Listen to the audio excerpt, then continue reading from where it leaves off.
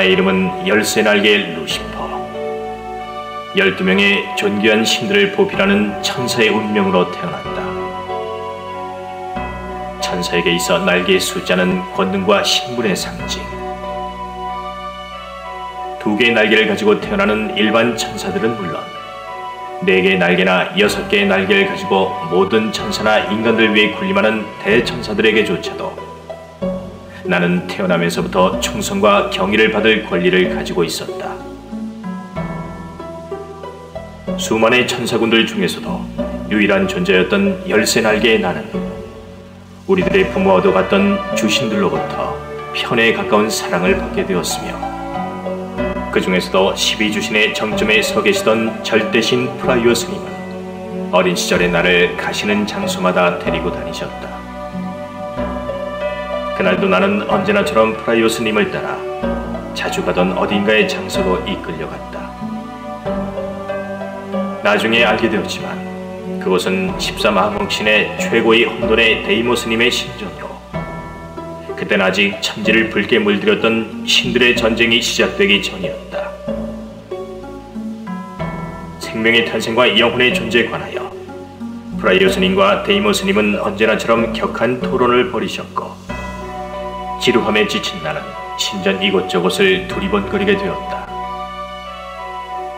그것은 운명이었을까? 처음에 그녀는 조그맣던 나에게는 너무나도 크게 느껴지던 유리병 안에서 표정없는 얼굴로 나를 바라보고 있었다. 왜 그녀에게 끌렸던 것일까? 어려서부터 화려하고 아름다운 천사들 틈에서 자라났던 내가 유리병 안에 웅크리고 있던 창백한 소녀에게 넋을 잃었던 것은 지금도 운명이라는 말로밖에는 표현할 방법이 없었다. 얼마의 시간이 흘렀을까? 계속해서 바라보던 나의 시선을 느꼈는지 표정 없던 그녀의 눈동자도 어느샌가 나를 바라보고 있었다. 알 수 없는 액체 속에 그녀와 나는 점점 가까이 다가갔고, 차가운 유리를 사이에 두고 우리는 서로의 손을 맞댈 수 있었다.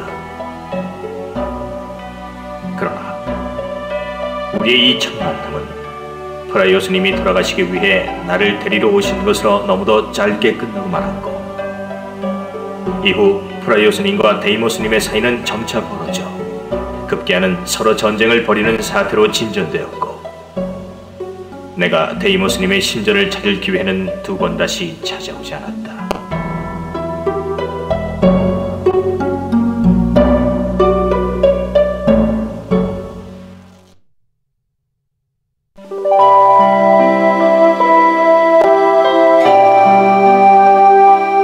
그로부터 많은 시간이 흘렀다. 열쇠 날개로 태어난 나는 나의 의지와는 상관없이 천사들의 우두머리로 자라났으며, 가장 존엄한 천사라는 세라프의 칭호를 받게 되었다. 특히 프라이오 스님이 이끄시는 12주신들과 데이모 스님이 이끄시는 13악신들과의 싸움이 격화되면서 주신군의 주력인 우리 천사들은 마장기라는 거신들과 함께 암흑신을 믿는 마족들을 상대로 끝없는 사륙의 전쟁을 계속해야만 했었다. 열쇠 날개 루시퍼라 불리우던 나 자신은 6날개를 가졌던 4명의 아크엔젤, 즉 미카엘, 가브리엘, 우리엘, 라파엘들의 보좌를 받으며 9명의 발키리들과 그에 딸린 수많은 천사군을 지휘하여 암흑신의 마족들과 그리마라 불리우던 악마의 화신들을 물리쳐 나갔다. 그날도 나는 평소와 다름없이 미카엘들을 이끌고 마족의 어떤 마을을 습격하여 집들을 불태우고 마족들을 토벌하고 있었다. 저항하는 마을의 전사들은 모두 나의 부하들에게 살해당하였으며, 살아남은 여자와 어린아이들은 마을 광장에 끌어내어져 나의 처분만 기다리고 있었다. 그런데 그곳에 바로 그녀가 나타났다. 그녀를 처음 바라보던 순간 나는 그녀가 그때의 소녀임을 본능적으로 느낄 수 있었고, 서로 뒤엉키는 눈길의 실가닥 속에서 그녀 또한 나를 느끼고 있음에 내 심장의 두근거림을 누를 수 없었다. 미카엘은 그녀가 바로 마족들의 여왕인 리리스라고 이야기해 주었다. 마족들의 병사를 이끌고 뒤늦게 나타난 그녀는 마을 사람들을 구하기 위하여 단신으로 나와의 협상을 제의했던 것이다.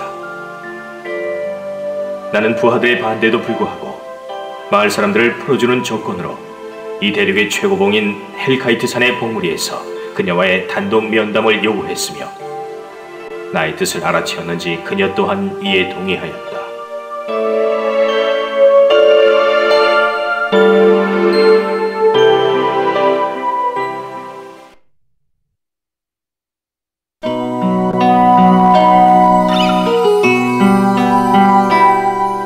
그리고 약속의 날, 겉으론 양측의 포로 교환을 위한 단독 회담이었지만 나는 그녀를 다시 만난다는 생각 외에는 다른 아무런 생각도 할 수 없었다.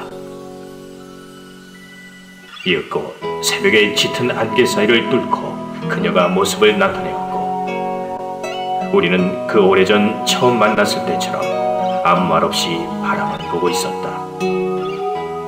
그리고 그 뒤의 일은 잘 생각나지 않는다.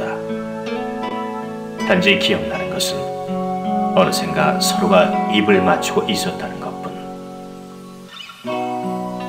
천만 천사의 우두머리로 모든 마족을 멸해하는 13날개 천사인 나 루시퍼와 모든 마족의 여왕으로 13악신의 후계자이자 그리마들의 황제인 벨제부르와 맺어질 운명이었던 그녀 리리스는 서로의 신분이나 의무를 망각한 채 금단의 사랑을 시작하고야 만 것이었다.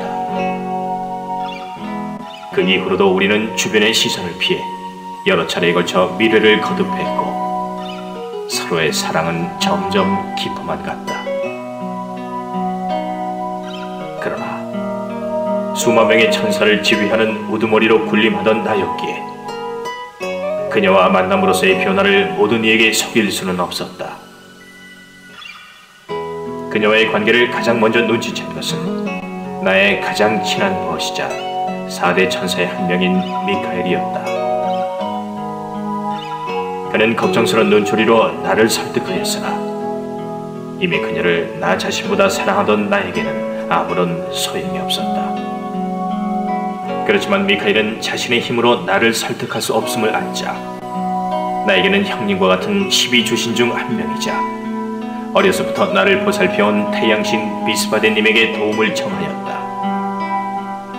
프라요스님을 비롯하여 대부분 엄격하고 어려운 분들이 대부분인 주신들 중에서 비스바데님은 드물게도 우리 천사나 심지어는 인간들에게도 허물없이 대해주셨다.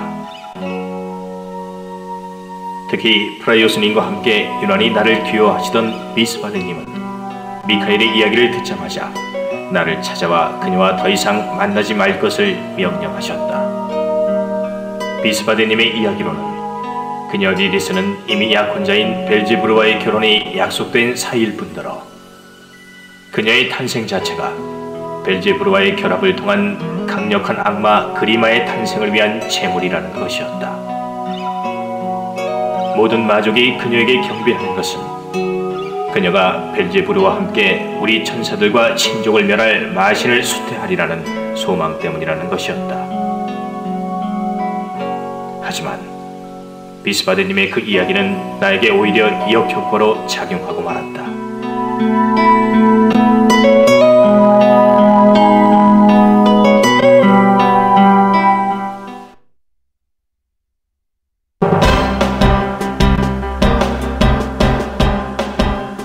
그날 밤 그녀를 다시 만난 나는 그녀에게 사실을 캐물었고 결국 모든 사실을 확인할 수 있었다.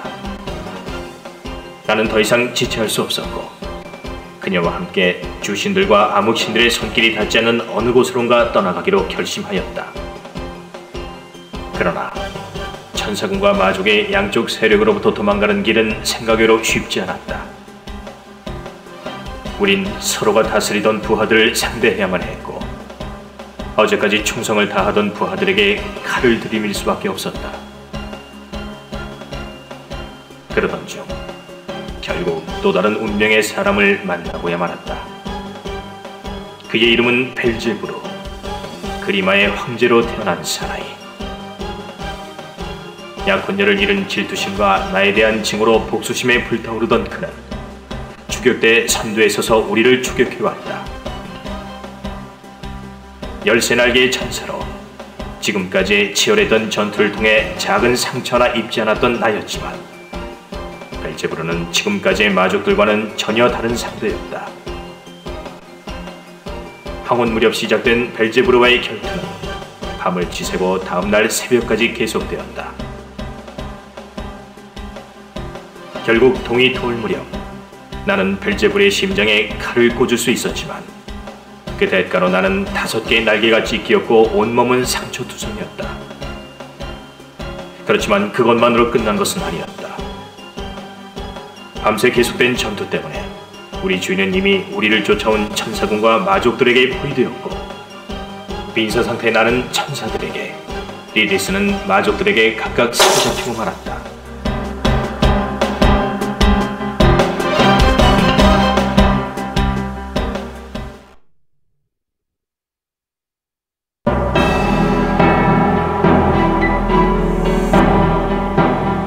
열쇠날개의 천사로 신들의 총애를 받으며 천사군과 인간들 위해 군림하던 나였지만 리디스와의 일은 결코 용서받을 수 없었다.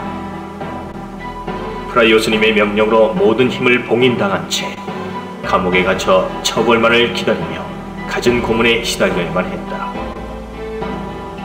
하지만 육체적인 고통은 아무것도 아니었다. 그녀를 다시 볼 수 없다는 생각에 시간이 지나면 지날수록 나는 거의 반미친 상태로 되어가고 말았다. 그런 괴로움의 시간을 보내던 어느 날 태양신 비스바드님이 찾아와 나를 풀어주었고 모든 지위가 회복되었음을 알려주었다. 도저히 이해할 수 없는 처분에 의아해 했지만 비스바드님은 조용히 나를 어떤 언덕으로 데려갔다. 그것은 예전부터 중요한 마족들을 사로잡아 불태우던 화용장터였다. 나와 비스바드님이 도착했을 때는 얼마 전 화형식이 끝난 모양으로 아직 불꽃이 남아있는 재가 날리고 있었다. 바람에 날리는 재 속에서 나는 눈에 익은 장식물을 발견하였다. 그것은 언제나 리디스가 목에 걸고 있던 검은색 보석이 박혀있는 목걸이였다. 비스바드님은 말없이 나를 바라보고 있었다. 하지만 마족들이 데려갔던 그녀가 왜 이곳에서? 나는 혼란과 분노에 비스바드님에게 사실을 다그쳐 물었다.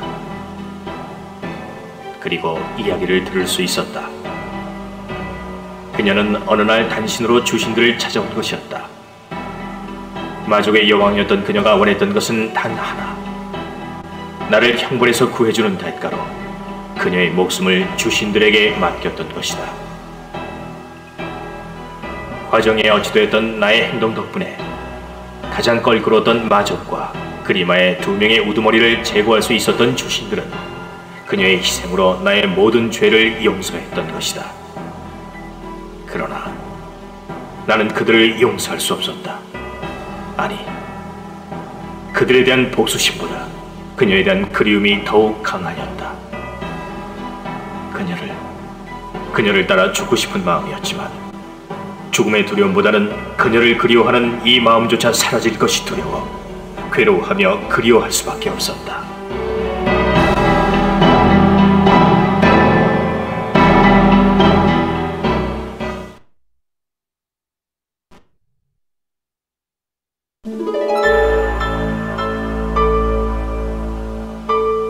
그 이후는 방황의 연속이었다. 되돌아온 천사군 우두머리 자리를 내친 채 세상을 방황하였으며 매일 밤 그녀와 만나던 헬카이트산 정상에 올라 울부짖었다. 그리고 그곳에서 그를 만났다. 14막신의 우두머리 혼돈의 데이모스. 어려서 프라이오스님과 만났던 바로 그 암흑신이었다. 또한 그는 그녀의 아버지와 같은 존재이기도 하였다. 그는 울고 있는 나를 어루만져 주었다. 그리고 나를 아들이라 부르며 놀라운 이야기를 해주었다. 그것은 환생이라는 것에 관한 이야기였다. 그분 말씀에 따르면 우리 천사는 물론 인간, 심지어는 신들을 포함하여 영혼을 가진 이들은 모두 저 우주 어딘가에서 탄생하여 여러 차원의 우주에서 전생한다는 이야기였다.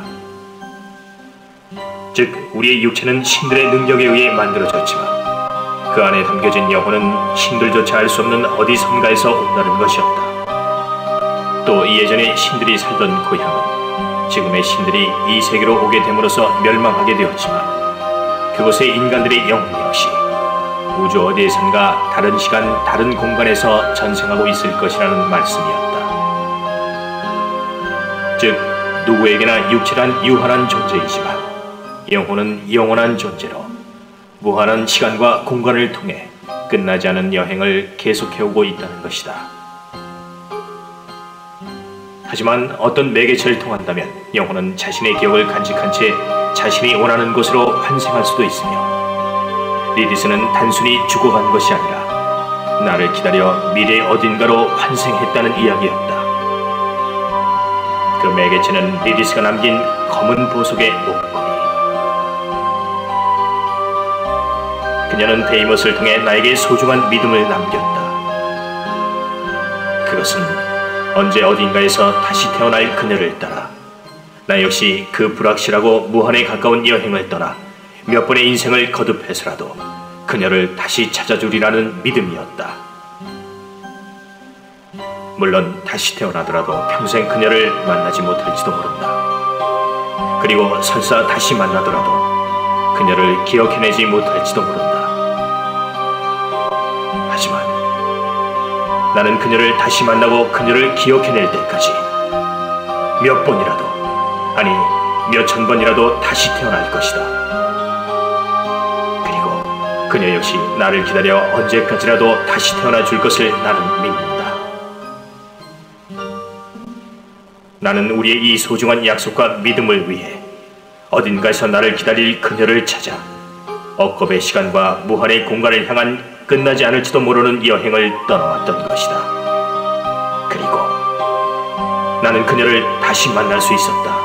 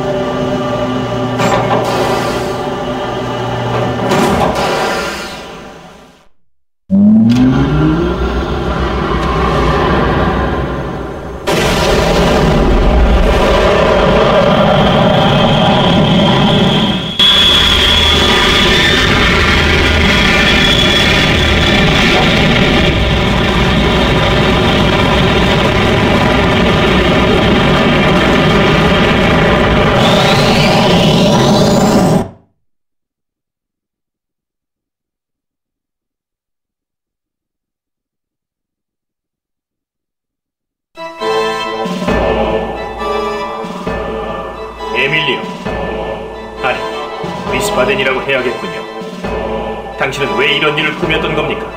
역시 각성해, 루시퍼. 나는 자네를 수천 년 동안이나 기다려왔다. 수천 년이라고요? 나는 자네가 사라지기 전 데이모스를 만났다는 사실을 듣고 그를 찾아가 자네의 행방을 물었다. 나는 다른 주신들과는 달리 데이모스의 환생기론을 믿고 있었기 때문에 자네가 언젠가는 다시 태어나리라는 것을 믿고 지금까지 기다려왔는다. 그걸 왜 진작 이야기하지 않았죠? 또 왜 이런 일을 벌여서 수많은 사람들을 희생시킨 겁니까? 모든 것은 자네를 각성시키기 위해서였는데. 나를 각성시킨다고요? 단지 그것을 위해 이런 소동을 일으켰던 겁니까? 비스바덴! 자, 어서 너의 한계를 보여다오, 루시퍼.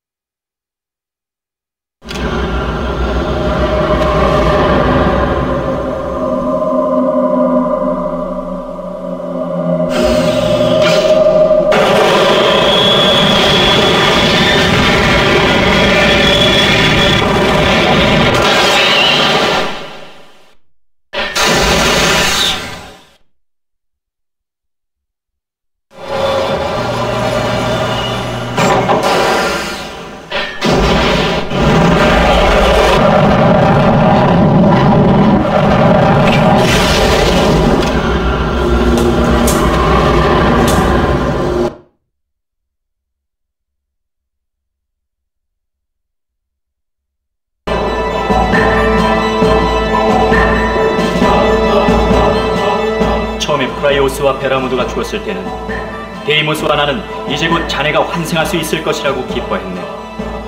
우리가 이 세계를 위해 다른 신들을 배반했던 것은 우리가 이 세계를 사랑하기 때문이기도 했지만 무엇보다 언젠가는 환생할 자네들을 맞아주기 위해서기도 했었네.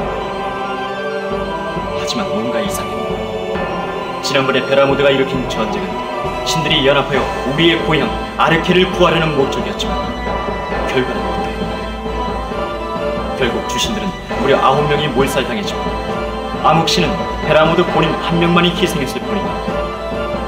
암흑신은 본래 13명이었는데 베라모드가 반란을 일으킬 때 데이모스를 따르던 아스킨 데룬과 라마 그리고 유가네아가 희생되었지만 데이모스와 베라모드를 제외한 9명의 행방이 묘연했다. 더구나 당시 베라모드를 따르던 유스타시아와 디아블로는 오디세이호에 타지도 않았다. 결국 살아남은 우리 3명의 주신과 데이모스는 나머지 암흑신들의 정보를 수소문하기 시작했지. 그러던 도중 유스타시아와 디아블로를 탐색하던 데이모스가 실종되었고 펜드래곤의 황태자를 구한다는 구실로 동방대륙을 탐사하던 나는 놀라운 사실을 알게 되었네. 그것은 사라진 암흑신의 대부분이 동방대륙에 살아있을 뿐더러 그들이 무엇인가를 만들어내고 있다는 사실을 알아내게 되었지. 그것은 데이모스로부터 들은 궁극의 그리마 앙그라마인. 우리 주신들이 암흑신과 파괴신들을 상대하기 위해 만들어낸 비장의 병기가 자네의 세라프와 이 아스모데우스였다니. 암흑신들이 특히 베라모드가 주축이 되어 오래전부터 만들어오던 그리마가 바로 앙그라마인유이네. 하지만 이 앙그라마인유 역시 세라프와 아스모데우스와 마찬가지로 강력한 총력을 가진 영혼이 아니면 제어할 수 없었기 때문에 지금까지 나타나지 않았었지. 원래 베라모드는 자신의 벨제브르와 데이모스의 리리스를 결합시켜 앙그라마인유를 제어할 존재를 탄생시킬 생각이었지만 전생의 자네 때문에 무산되었던 것이다. 그렇게 되자 모든 것이 명확해졌지. 베라모드는 처음부터 우리의 행성 아르케로 돌아갈 마음은 없었던 것이지. 단지 우리 주신들을 몰살시키고 자신의 육체를 포기하는 대신 스스로의 영혼을 앙그라마인유로 옮기기 위해 모든 일을 꾸민 것이지. 그렇지만 베라모드는 환생의 존재에 대해 부정하지 않았습니까? 모두들 그렇게 알고 있었지만 예전부터 베라모드는 데이모스의 연구에 관심이 많았다네. 그는 데이모스로부터 손해놓은 카오스 큐브를 이용하여 자신의 영혼을 옮길 생각이었던 것. 결국 주신들도 인간들도 베라모드의 음모에 이용되었을 뿐이지. 베라모드는 주신이 사라진 세계에 궁극의 마신으로 부활하여 모든 것을 손에 넣을 생각이었던 것으로 신의 지위를 포기하고 아르케로 돌아가 평범한 인간이 되는 일 따위는 처음부터 안중에도 없었던 것. 그렇다면 아직까지 그는 왜 나타나지 않는 것입니까? 궁극의 그리마 앙그라마인유는 하루아침에 만들어지는 것은 아니야. 그를 제어할 영혼이 깃들여진다 하더라도 적어도 50년은 성장을 해야 파멸의 마신으로 탄생할 수 있는 거야. 그동안 그의 수하들인 나머지 암흑신들은 그들의 제국인 투로를 움직여 왕국을 침공하고 제국령을 손에 넣기 위해 채살의 보르자를 움직였던 것이지. 물론 베라모드가 마신 앙그라마인유로 부활하니 어차피 모든 것이 끝날 것이긴 하지만 그들은 베라모드의 부활이 전 나름대로 공을 세우고 싶었던 것이라고. 그런데 왜 나와 리리스를 끌어들인 것입니까? 비스바든! 자, 어서 너의 한계를 보여다오 루시퍼.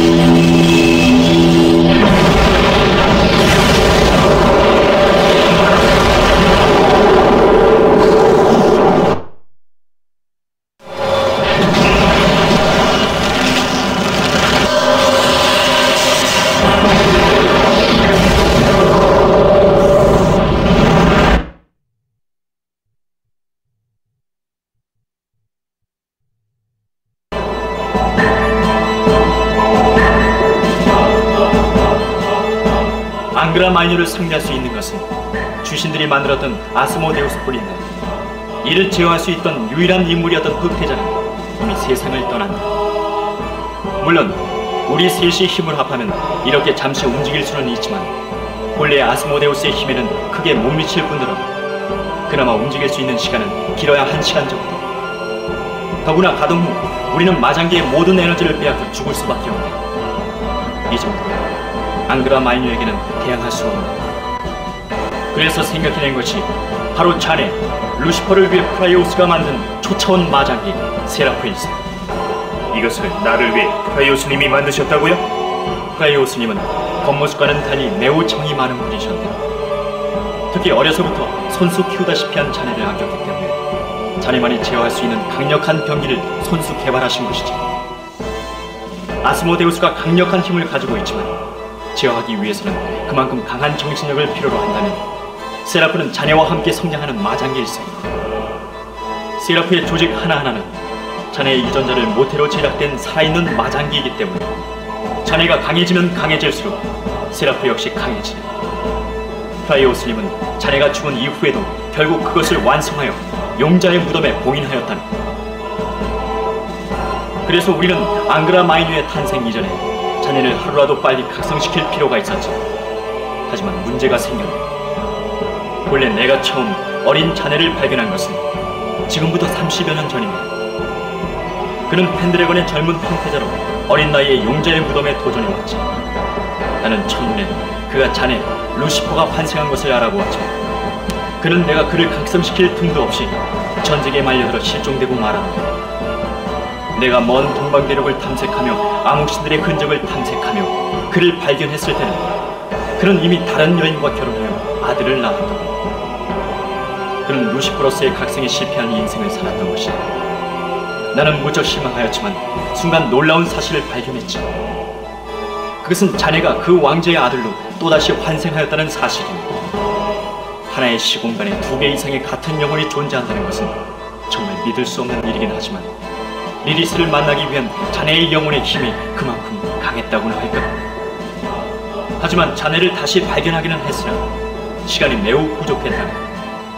그래서 자네도 알다시피 어려서부터 여러 가지 필요한 수련과 교육에 힘썼지만 결정적으로 자네의 각성을 위해서는 리리스가 필요했네. 자네가 환생한 것으로 보아 분명 이 세계에는 리리스가 존재한다고 생각했지만 우리는 리리스를 직접 본 적조차 없었기 때문에 그녀를 찾아낸다는 것은 무척 어려운 일이었네. 우린 결국 9명의 가능성을 지닌 여자아이를 찾아 우연을 가장한 여러 사건들을 통해 자네와 연결시켜 주었네. 결국 지금까지 우린 당신들에게 철저히 이용당한 것이군요. 그 모든 것이 당신들이 꾸민 일들이었다니. 비스바든! 자, 어서 너의 한계를 보여다오 루시퍼.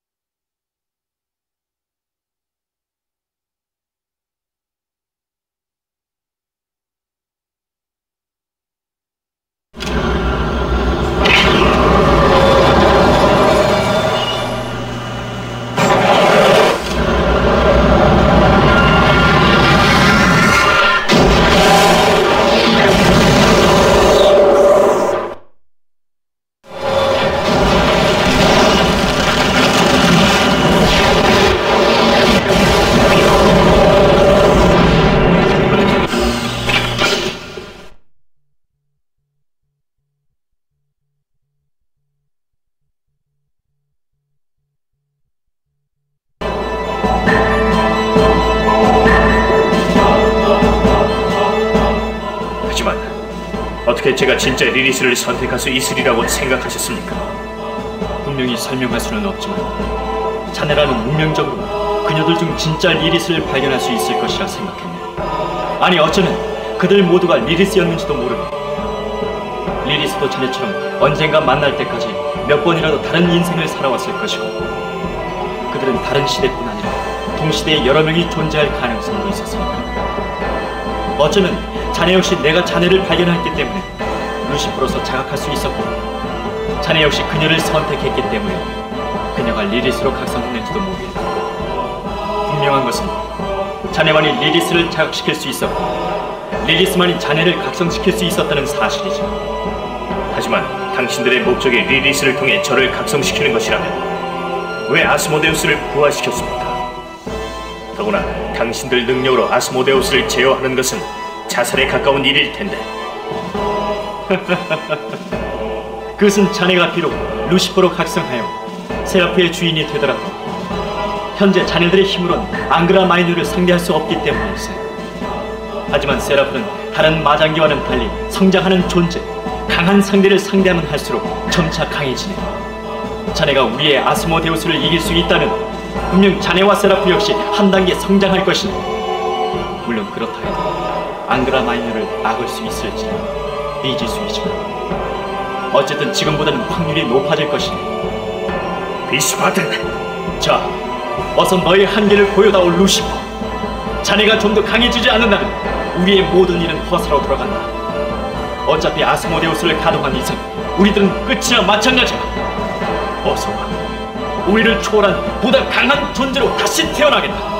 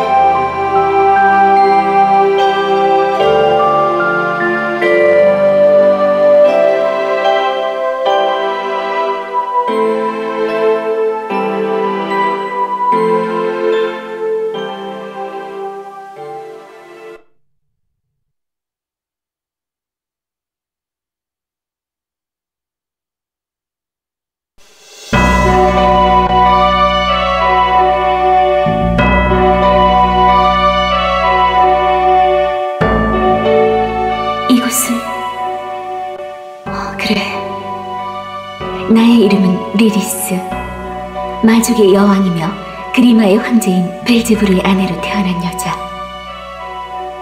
그렇지만 내가 이 세상에서 처음으로 본 것은 수많은 날개를 가진 아름다운 한 명의 소년이었다. 깊고 깊은 잠에서 깨어나 처음으로 눈을 뜬 나를 호기심으로 가득 찬 두 개의 반짝이는 눈동자가 바라보고 있었다. 소년은 어느새 내가 있는 쪽으로 다가왔으며 나 또한 그에게 조금이라도 가까이 갈 수 있도록 애를 쓰고 있었다. 유리를 사이에 두고 조그만 우리의 손과 손이 맞닿았을 때 어쩌면 우리의 운명은 이미 결정되었는지도 모르겠다. 그렇지만 그 후로 오랫동안 우리는 다시 만날 수 없었다. 후에 안 사실이지만 그는 내가 속한 마족과 적대하는 천사의 우두머리로 마족의 여왕이라는 운명을 타고난 나에겐 원수와도 같은 존재였다. 나의 아버지는 암흑신의 우두머리인 데이모스며 이 세계의 수많은 생명들을 창조하신 분이다. 이분은 이곳 안타리아의 어떤 신들보다도 많은 생명들을 만들어낸 분이시지만 항상 자신은 그릇을 만들 뿐 생물의 영혼은 우주 저편에서 날아온다는 이야기를 하시곤 했었다. 나는 아버지 데이모스님이 가장 공들여 만든 생명체로 그분의 말로는 가장 완벽하고 순수한 신체적 특징을 타고 태어났다고 들었다. 하지만 정작 내 자신은 아버지가 날 덜 완벽한 채로 만들었다면 더 좋았을 거라고 생각하곤 했는데 그것은 바로 벨제부르와의 약혼 때문이었다. 벨제부르는 아버지의 필적하는 권력을 소유한 자, 음모의 베라모드라 불리우는 암흑신에 의해 탄생한 최강의 그리마였다. 그는 이미 내가 만들어지기 이전부터 자신의 최고의 작품인 벨제부르와 아버지의 최고 걸작인 나의 결혼을 원하고 있었던 것 같다. 베라모드는 아버지에게 나와 벨제부르의 결혼을 강요하다시피 하였고 아버지는 이를 탐탁지 않게 생각했지만 자신 못지않은 세력을 가지고 공공연히 반기를 들고 나는 베라모드를 다스리기 위해 나와 벨제부르의 결혼을 허락한 것이다. 그 후로 베라모드는 때때로 벨제부르와 함께 찾아와 나의 상태를 살펴보곤 하였으며 나는 마족의 여왕으로 추대되어 그들을 이끄는 역할을 맡게 되었던 것이다.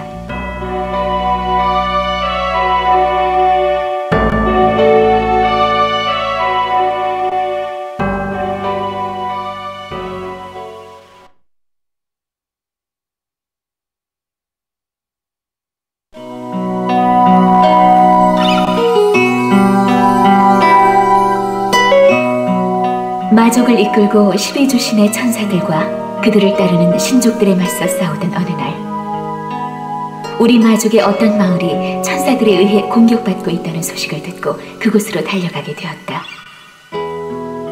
그러나 도착하였을 때는 이미 마을은 불타고 있었고 여자들과 아이들만이 마을 광장에 붙잡혀 있었다.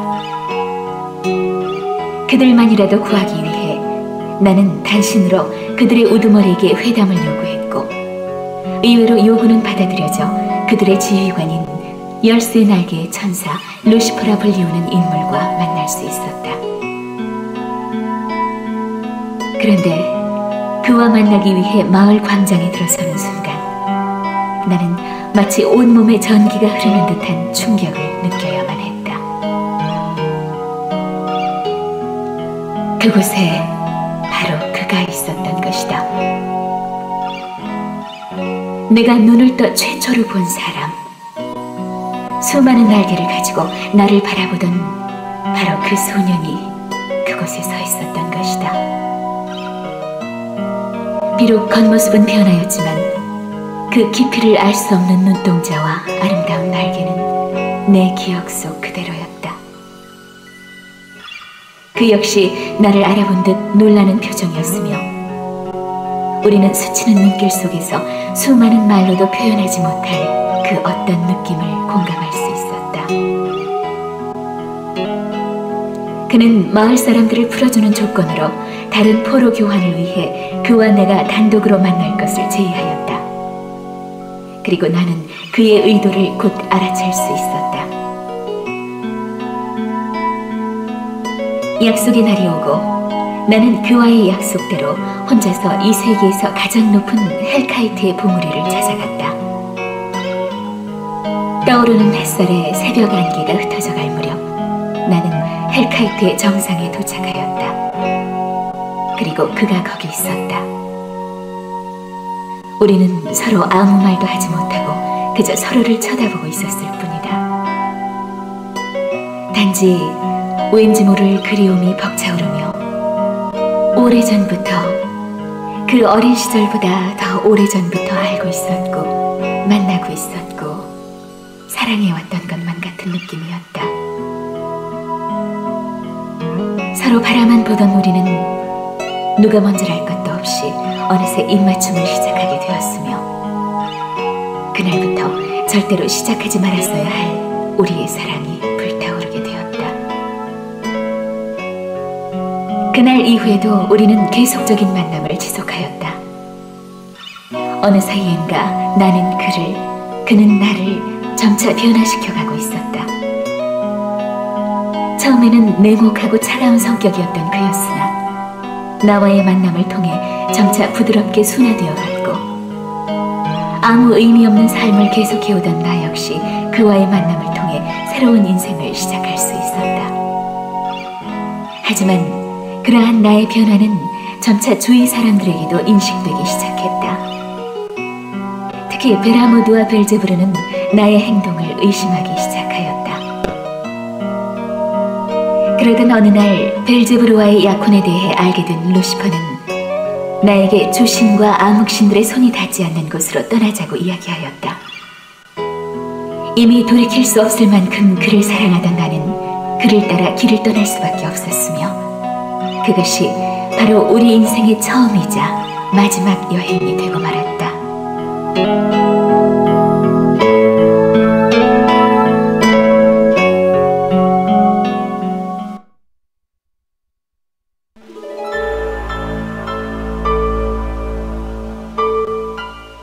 우리의 일을 알게 된 주신들의 천사군과 암흑신들의 마족들은 각기 다른 방향에서 우리를 포위해왔으며 우리는 얼마 전까지의 동료들과 싸우지 않으면 안 되었다.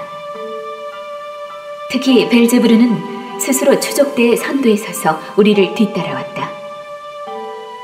결국 그날 황혼 무렵 그는 우리 앞을 막아섰고 루시퍼에게 결투를 신청하였다.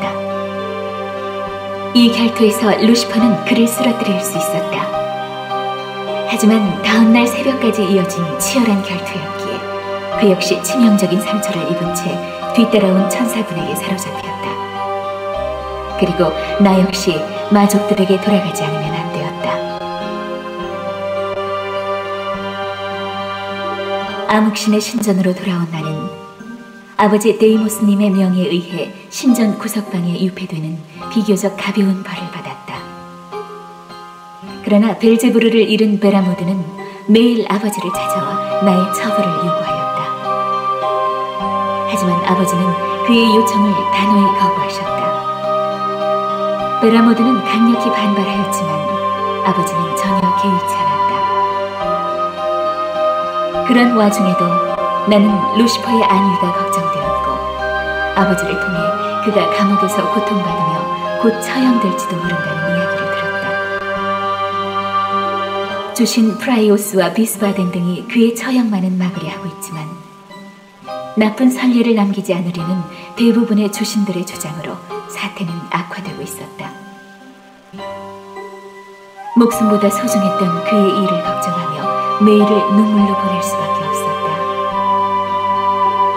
아버지는 그런 나를 걱정하며 내 곁에서 위로해 주셨지만 나는 날로 초췌하여 갈 수밖에 없었다. 며칠째이던가 아버지는 무엇인가를 결심한 표정으로 나에게 어떤 이야기를 해주셨다. 그것은 아버지가 예전부터 연구해 오시던 환생에 관한 이야기였다.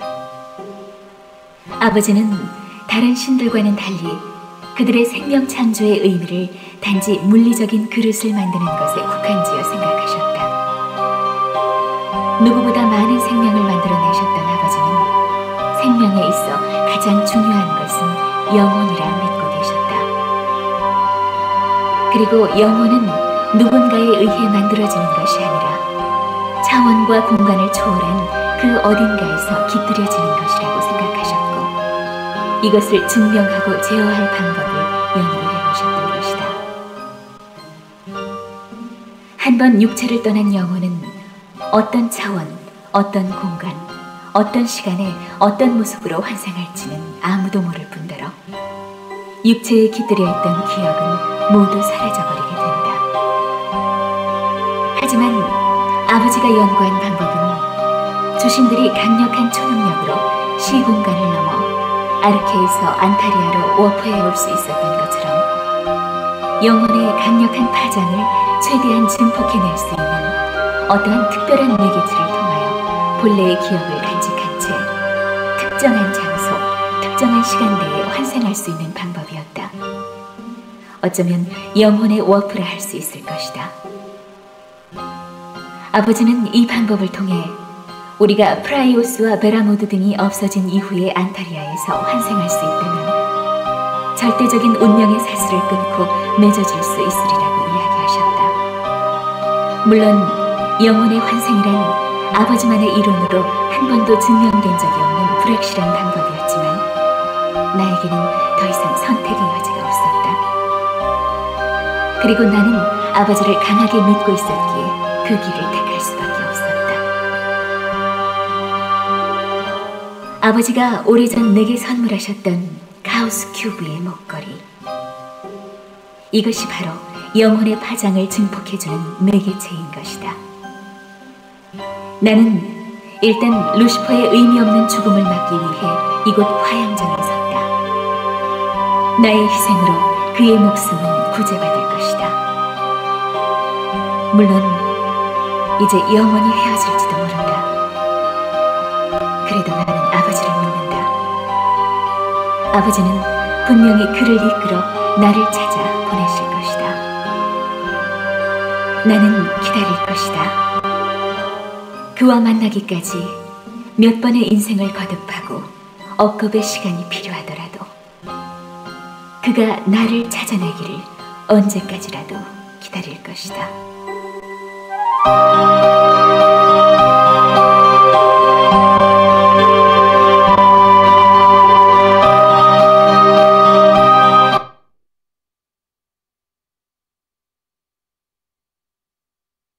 그로부터 1년이 지났다.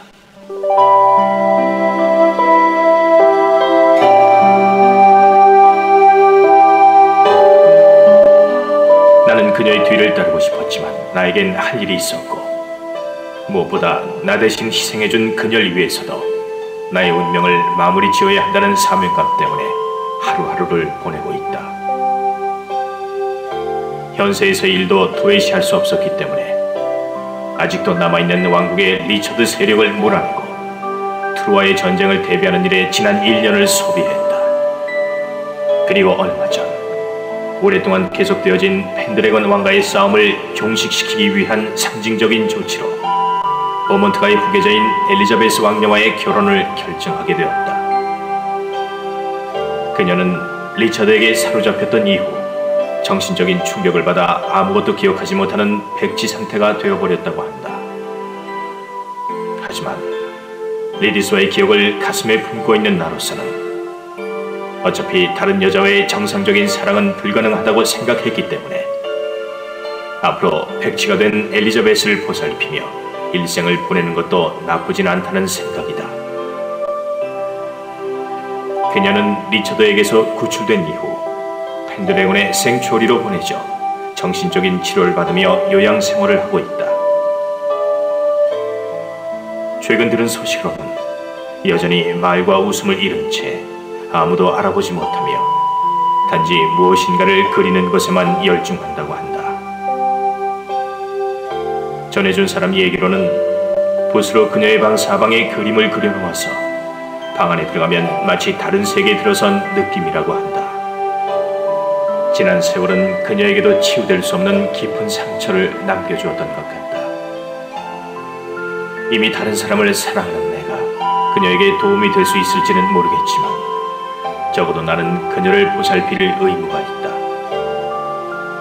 왜냐하면 그 모든 일은 결국 나 때문에 벌어진 일이었기 때문이다.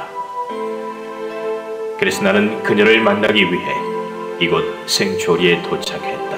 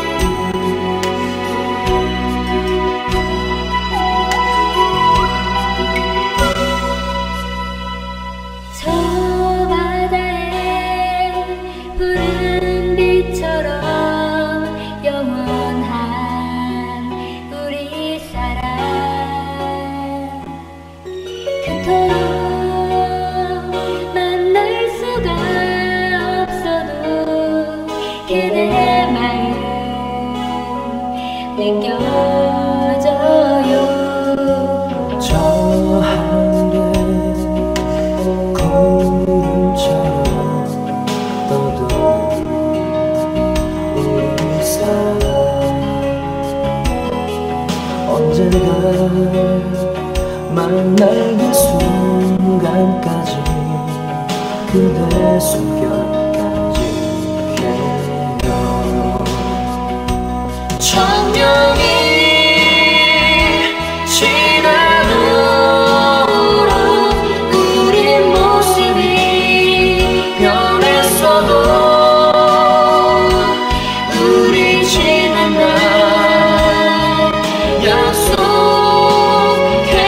약속했었죠. 서로가 다시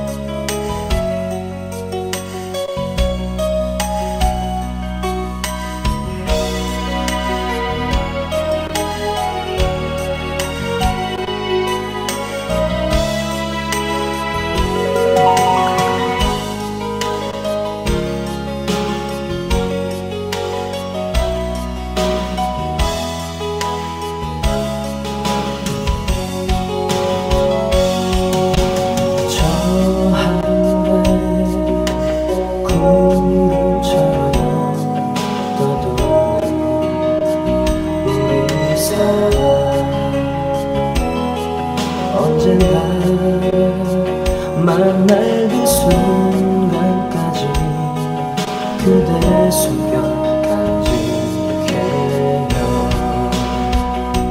천년이 지나도 세상 모든 게 변했어도 우리 지난 날 약속